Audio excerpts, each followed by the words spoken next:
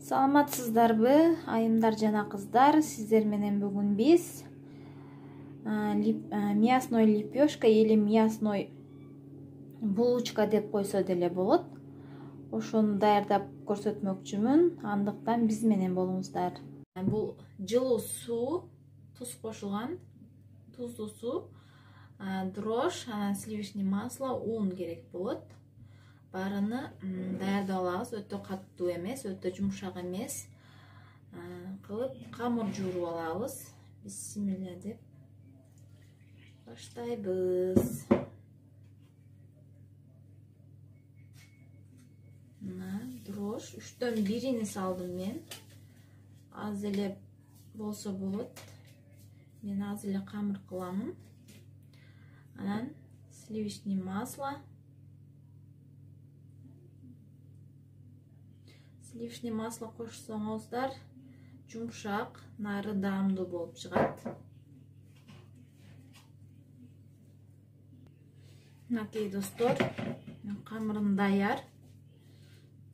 Ушундай жумшактыкта болот. Эми буну тындырган коюп коебуз. Бул камырыбыз тыңгычакты. Мен буну ичине салынуучу фаршымы даярдап алам.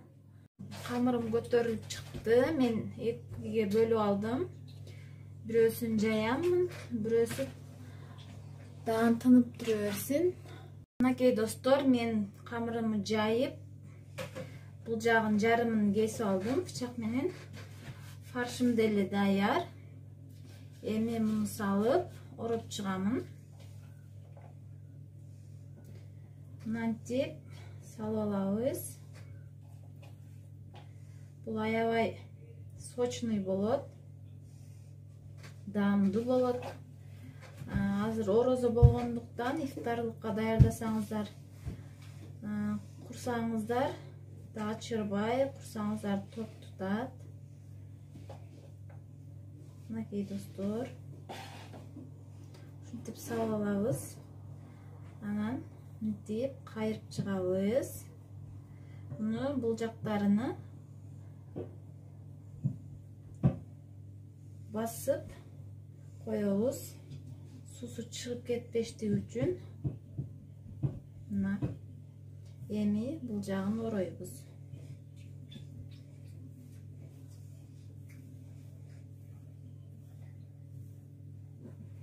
Мына достор, мындай булочкага окшоп чыгат. Көчтү булочка деп койсо дагы болот. Көчтү нан десе деле болот. Буну биз алдын ала кызып алган духовкада 200 градуста 35-40 минутта бышырып алабыз. Мына менде 2 чыкты. Буларды кичине дагы 10-15 минут үстүнө салфанбы, чачыкпы жаап тындырып алабыз. Мен тукумдарды сыйкөп, үстүнө кунжуттарды сээп койдум. Кунжут деле бир өзүнчө даам берет. Эми муну 200 градус духовкага салып, кызаргычакты бышырып алабыз. Мынакей достор, мясной булочка пышты. Или эттен жасалган нан. Мына ушинтип кызарып пышты 30 минутта эле. Мынакей, мен сиздерге азыр бөлүп ичин көрсөтөм. Аябай ысык.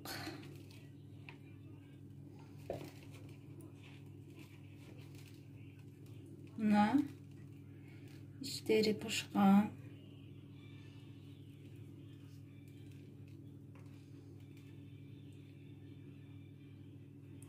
Кадимкидей эле булочкага окшоп, жумшак болуп пышты.